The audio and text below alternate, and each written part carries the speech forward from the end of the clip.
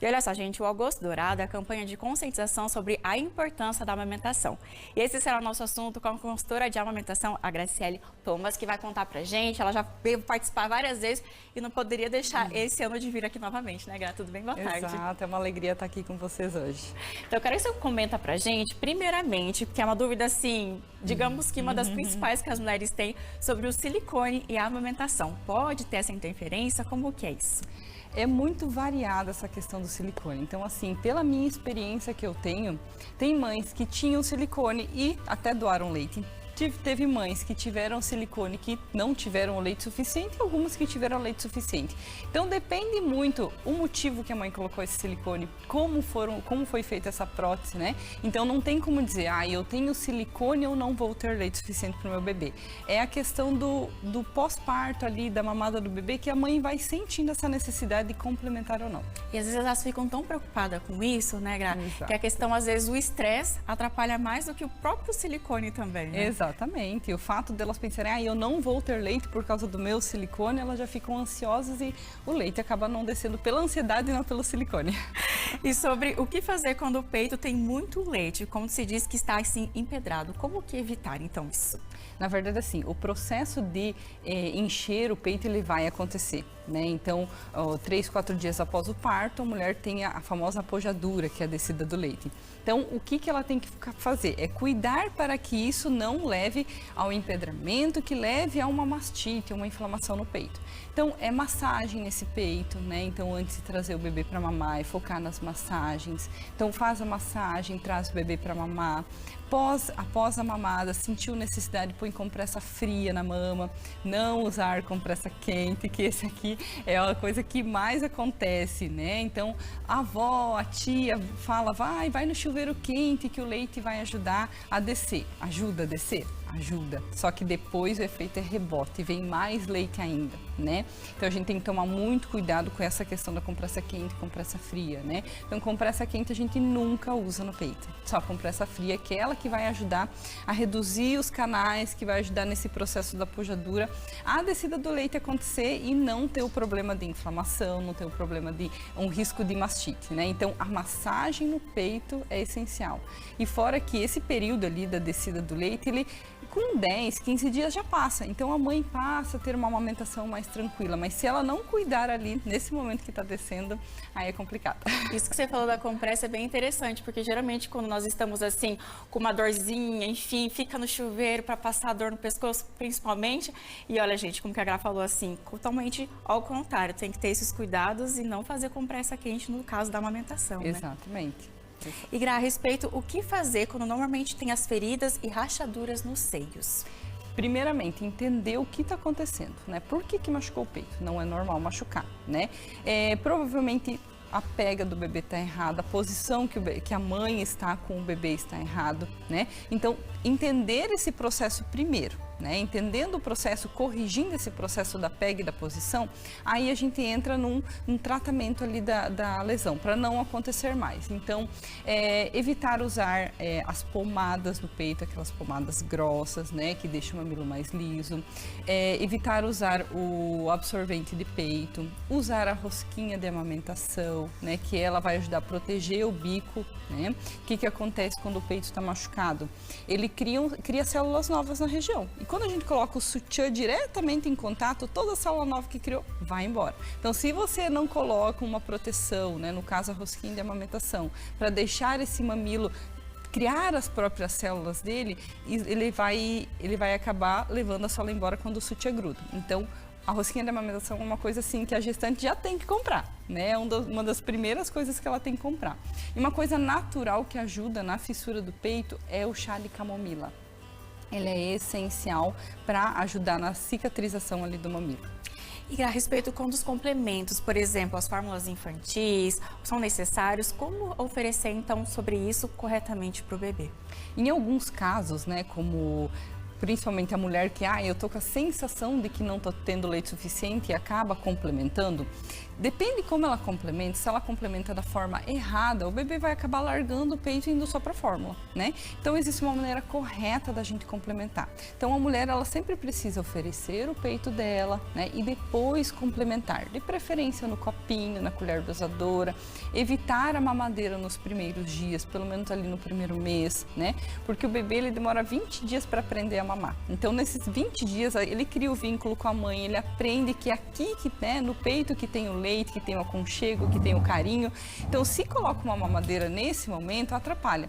Então, o ideal é dar sempre o peito, né, em todas as mamadas e depois do peito complementar e de preferência com copinho ou colher dosadora. E quando a mamãe vai voltar a trabalhar, elas ficam, como que eu vou fazer agora? Eu preciso fazer esse processo de desamamentar ou também deixar a mamadeira? Como é que é as indicações? O ideal é ela já se preparar pelo menos um mês antes, né? Entender como é que vai ser meu retorno ao trabalho. No meu local de trabalho, vai ter o local para eu tirar o leite? Vai ter o local para eu armazenar? Né? Como que eu vou oferecer esse leite para o meu bebê? Quanto oferecer? Então, um mês antes é interessante a mãe oferecer, já treinar com o bebê, né? Então, a gente fala que não é para dar mamadeira, mas na hora do retorno ao trabalho, às vezes não tem o que fazer, né? Tem que ser. Mas nem todo bebê que mama no peito pega mamadeira. Então, assim, a gente tem muito trabalho com bebê que só está exclusivamente no peito, eles têm dificuldade ou eles demoram para pegar a mamadeira. Então, tem a opção também do copinho, da colher dosadora e da mamadeira, mas é interessante a mãe treinar um mês antes. Treinar, né, em alguns momentos pós-mamada, usar esses utensílios, mas não usar uma vez, eu usei uma vez o copinho e não pegou mais. Não, tem que ir treinando, para quando for retornar realmente ao trabalho, ela já ter uma opção, né? E se ela conseguir retirar o leite no trabalho dela, também ela ter essa opção do próprio leite dela usar como complemento, né? Não necessariamente ter que introduzir uma fórmula. Então, essa conversa da mulher com a empresa que trabalha é bem importante para ela entender como é que funciona no trabalho dela. E até para elas ficarem tranquilas, né, Gra? Porque aquela questão assim, eu vou fazer uma semana antes. E aí fica aquela pressão, o bebê não tá conseguindo pegar aqui, como é que eu vou fazer? E fica naquela agonia. Exato. Então, como você falou, um mês antes, até para ela ficar mais tranquila e assim, ficar realmente, não vai faltar alimento para o meu bebê. Exato, né? Conseguir fazer um pequeno estoque do próprio leite, né? Treinar com o bebê, qual utensílio utilizar é importante um mês antes. E existe o tal do leite fraco ou isso é um mito que geralmente é falado? Esse leite fraco é um mito, gente, porque assim, o leite, ele tem tudo que o bebê precisa, desde a água até os nutrientes, tudo que ele precisa. Mas o que acontece que acabam se confundindo, né? Quando o bebê toma leite materno, a digestão do leite materno é mais rápida, porque é um produto natural, né? É natural, é da mãe, é própria para o bebê. Quando a mãe utiliza, por exemplo, uma fórmula, é uma coisa industrializada, então acaba que o bebê demora mais para fazer a digestão. Então as mães se sentem muito inseguras, porque quando o bebê mama no peito, ele daqui 1h30, 2 horas, ele já quer mamar de novo. A digestão foi rápida, ele já está com fome e quer voltar para o peito. Quando ele usa a fórmula, ele dorme 3, 4 horas seguidas e a mãe fala assim, nossa, olha, quando ele mama meu peito, ele já quer voltar, então acho que meu leite é fraco. Mas não é. Eu sempre falo para as mães compararem quando a gente come uma sopa ou quando a gente come uma feijoada, né? Quando a gente come uma sopa daqui 1 horinha, 2 horinhas, a gente já está procurando alguma coisa para comer, né? E a feijoada não, a gente fica ali a tarde inteira. Então é essa comparação que eu falo para elas lembrarem de quando elas estão amamentando. Teu leite não é fraco, a digestão que é rápida. Então por isso que quando você dá somente o seu leite, ele vai vir mais vezes para o peito. E sobre a questão dos chás para inserir durante esse período, porque é muito falado também, as mães passam assim, a avó, minha mãe falou para tomar tal chá, enfim, tem que ter um cuidado, não pode tomar muito chá, como é que é? O chá no pós-parto para a mãe, né, ele pode ser tomado sem problema, né? A gente usa chás, por exemplo, como chá de erva doce, chá de funcho, chá de camomila, que ajudam inclusive na produção de leite, né? Então elas podem tomar de forma moderada 2 ou 3 xícaras por dia, né? Então, esses chás a gente pode utilizar assim no pós-parto. Mas é importante falar também da ingestão de água, né, Gra? Que faz toda a diferença, que às vezes as mamães vão querer só ficar no chazinho. Exato. E não é bem assim, né? Ingestão de água e alimentação, né? Que eu acho que é o maior receio das mães. O que eu vou comer que vai dar cólica pro bebê, né? Mas assim, elas podem comer de tudo, né? Elas vão ter que ir sentindo, cada mãe, cada bebê, né? O que tá fazendo bem e o que não tá fazendo bem pro bebê. Mas assim, a dieta é liberada, né? Para a maioria das mães, a dieta é livre. Então, elas precisam realmente comer.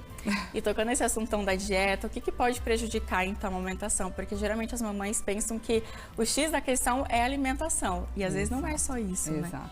Então, claro que a mãe tem que algumas vezes cuidar. O que não faz mal para ela, né? O que faz mal para ela, né? Então, por exemplo, assim, o leite faz mal para mim quando eu tomo, me estufa, me faz mal. Então, é isso, eu vou evitar para não dar cólica pro bebê, né? Então, ela tem que cuidar isso e observar o que ela vai comendo. Então, eu sempre digo assim, não vai no mesmo dia comer feijão, tomar leite, comer chocolate, né?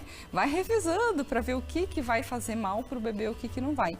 Mas é muito de cada mãe e cada bebê. Tem mães que o bebê, ela come feijão e o bebê não tem cólica, enquanto outras comeu feijão, o bebê vai ter cólica. Então, é muito de cada mãe e bebê mesmo. Tem que ir testando aos pouquinhos para ver como é que vai ser essa relação, né? Exatamente. Porque aquela coisa, às vezes para um foi uma coisa, dependente para outra é totalmente diferente, né? E às vezes para a mesma mãe, para um bebê e para o irmão vai ser diferente, né? A amamentação, inclusive na amamentação também, né? Um bebê pega de um jeito, outro bebê pega de outro, então a mãe vai ter facilidades e dificuldades de acordo com cada bebê. A gente tocou no assunto, mas até pra gente já ir finalizando aqui o bate-papo, sobre quando a mulher vai voltar ao trabalho. As dicas, então, para elas ficarem tranquilas, para não ter aquele perigo de, meu bebê vai ficar sem alimento, como que eu vou fazer esse período todo da retomada ao trabalho? A mãe tem que pensar em rotina, né, para ela fazer as extrações, se ela tem interesse de oferecer o próprio leite dela. Então, ela vai organizar as rotinas de acordo com o trabalho dela para fazer as retiradas do leite, né? Antes de ela voltar a trabalhar, ela já pode começar a fazer um estoque entre uma mamada e outra, usando a maquininha para tirar o leite. Quando ela estiver no trabalho, é interessante ela não passar de 3 horas entre uma retirada e outra, né? Porque para o corpo dela entender que tem que continuar produzindo. Se ela para de amamentar, o corpo dela vai entendendo, o bebê não está mamando, então nesse momento eu não preciso produzir, e acaba reduzindo a produção, né? O estresse, cuidar com o estresse também lá no retorno ao trabalho, né? E entender que quando ela chega em casa do trabalho, o bebê vai querer muito contato com a mãe, vai querer muito peito, vai querer estar só com ela. E essa atenção ela tem que focar nele, né, no bebê. Mas se preparar antes faz toda a diferença. Entender como é que vai ser o seu retorno ao trabalho, conversar com a empresa, né, se tem o local para ela conseguir retirar esse leite e fazer esse processo de retirada dentro da possibilidade dela. E a gente, para finalizar aqui, a questão do seguinte, as mamães de primeira viagem, que fica com muito receio. Porque fulana falou que a amamentação é muito desconfortável, a outra falou que foi tranquila, e ela fica naquele jogo e aquela coisa, como é que vai ser comigo? E dá muita pressão por ser uma novidade. Sim. Que dicas que geralmente você pode passar e que você passa para dar essa tranquilizada nas mamães? Olha, para elas terem uma amamentação mais tranquila, elas precisam buscar a informação ainda na gestação. É entender que o bebê, né, principalmente o bebê, ele não chora só por fome, né? Bebês choram, a única maneira que eles têm de se comunicar é chorar. Então, eles não choram só por fome, eles vão vir pro peito toda hora. E isso que às vezes dá uma agonia na mãe, meu Deus, é fome, não é fome, elas se sentem inseguras. Mas o fato delas buscarem informações na gestação, entenderem como é que é a amamentação, entenderem como colocar o bebê no peito, em quanto tempo o bebê vem, isso faz com que elas se sintam seguras. Então, a informação que ela tem na gestação torna o pós-parto dela mais seguro e faz com que ela não fique refém das outras pessoas, dos pitacos e todo mundo dando opinião, deu certo para mim, não deu certo. Então, faz toda a diferença ela saber o que fazer, né? E entender que o que elas veem no Instagram das outras mães não é bem assim, né? A vida por trás do Instagram é um pouquinho diferente. Elas não podem achar que a vida delas tem que ser igual o que tá lá da amiga que tá, né, no pós-parto. Então, assim, tem choro do bebê, tem choro da mãe, e isso é natural, né? Esse processo do puerpério é natural. Não existe uma fórmula mágica, né, Gra? Exatamente. Se tivesse, ia ser tão mais fácil. Isso. Obrigada pela sua participação novamente aqui no nosso Eu Ver Mais, agradeço. esclarecer um pouquinho mais esse assunto, porque a gente sempre fala, mas sempre surge dúvidas e é sempre importante a gente debater, até para tirar esses mitos, esses receios que as mamães têm. Obrigada, viu? Eu que agradeço.